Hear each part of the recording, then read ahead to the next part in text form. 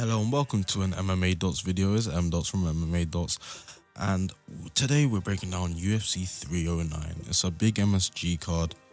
Jon Jones versus Stipe Miocic topping the bill. You got Chandler, Oliviera, you got Robo Nickel, you got Paul Craig, you got some big names on this card. Alright, we even got 1-2 eye poke Weidman. Alright, watch your Heisman. So, today, we're here to talk about the main event, okay? Jones versus the one and only Old Man Stipe. Okay? So, the biggest technical thing to break down in this main event is that Jones is ducking Aspinall. Nobody cares about this, okay? I'm sorry, Stipe. No one cares about this fight. Okay? The problem is there's an interim champ and there's a random firefighter with a great legacy, don't get me wrong. But in the grand scheme of things of heavyweight right now, there's a random firefighter fighting Juan Holmes, Jon Jones, for the undisputed heavyweight title of the world. I'm sorry. Nobody in the modern era minimum, okay? Nobody in the modern era has had an interim champion with more defenses than the undisputed champion for that weight class. Can we all sit down and appreciate how iniquitously, insidiously idiotic you have to be to think, hey guys, yeah, I don't want Aspinall to fight for the belt. Shut up. Close your mouth. Close your mouth, alright? Listen, Aspinall, Jones is making his name bigger and making him the heavyweight boogeyman.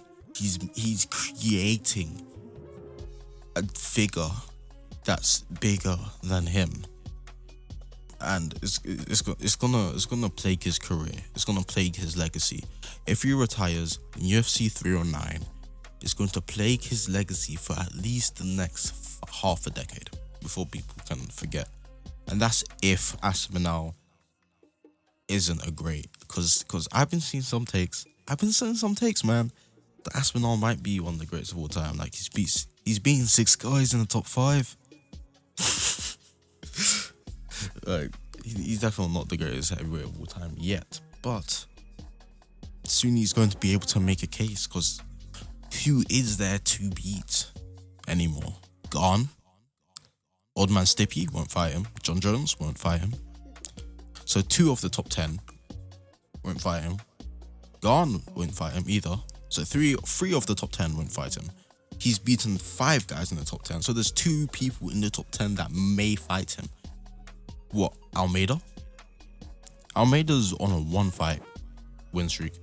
He like Aspinall just beat the guy that Almeida just lost to. So it's probably not going to be him.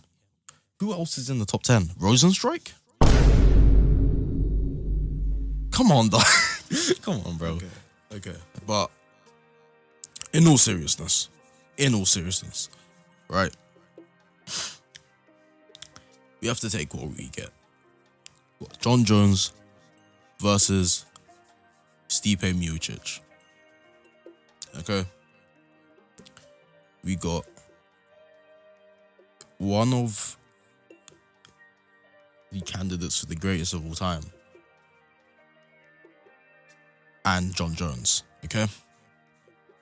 So, obviously, I've been watching some Stipe footage. I've been watching some Jon Jones footage. What I've seen is that Jon Jones was the first light heavyweight. No, what I've seen was a lot of Stipe. He's good at adapting, or he has a good corner, one of the two. But either way, it serves the same purpose. he's able to make those mid-fight adjustments back when he was in his prime. He has this good boxing that Jon Jones lacks, and he just throws up a long guard, right? Stipe Miocic could possibly get this done if he wasn't walking around with a cane. It's the same problem that I have with the Jake Paul versus Mike Tyson fight, okay? Mike Tyson has sciatica. He has back problems.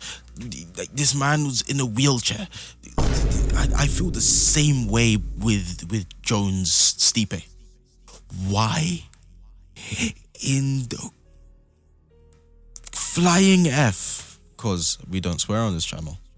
Are you fighting a man that walks around with a cane, hasn't fought in 3.5 years, hasn't fought since Pereira's got into the UFC, flipping... Like, last fight he got KO'd, hasn't fought anybody on the UFC roster. Fighting that guy over the interim champion that has more title defenses in the heavyweight division than you. That's active. That's a champion currently. That doesn't do anything for your legacy. He's a champion. If you want to say, oh, I just want to be champions, he is a champion.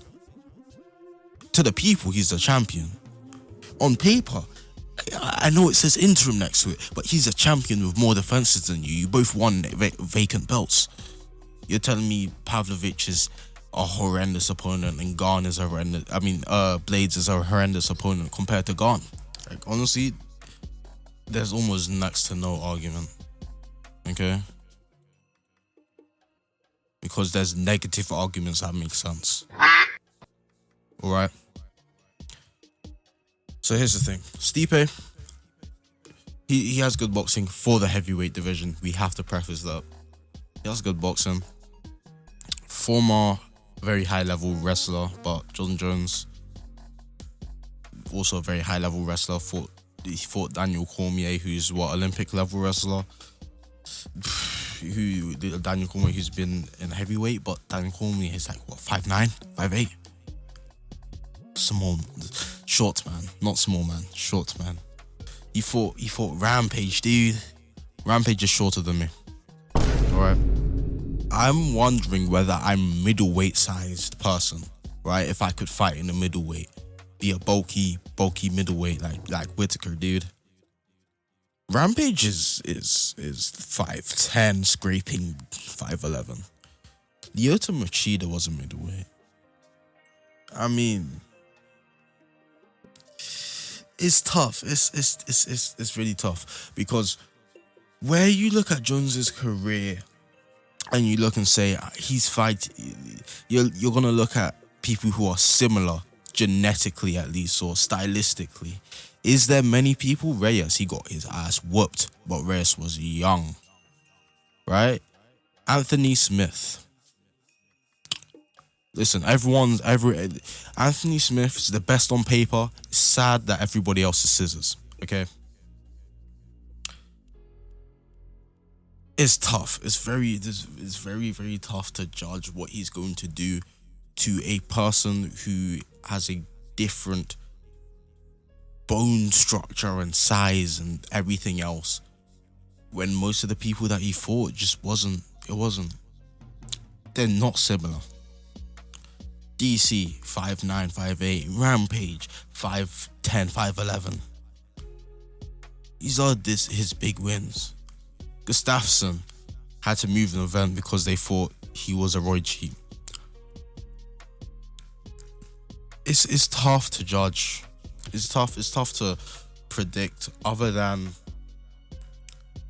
going with Jones because he is younger, he is more active, he is a steroid cheat and beater and felon and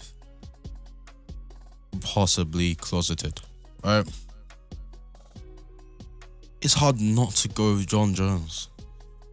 So, my official prediction for Stipe versus Jon Jones is Jon Jones by cocaine addiction. Alright? Oliviera Chandler. I hear people I'm gonna give you a quick 10 seconds of this. I hear people talking about Oliviera Chandler like it's gonna be the same as last time. No, dude. People they get better, they evolve, they change as fighters, stylistically, everything. Okay. That being said, you have to go with Oliveira. There's not much logic in going with Chandler unless you're betting a round 1 KO for plus like 800. Okay. And oh yeah, Robo Nichols on this card. So yeah, thanks for watching or listening to this video. Once again, this is M Dots from MMA Dots. M Dots in your head like a sniper. I'll see you in a bit.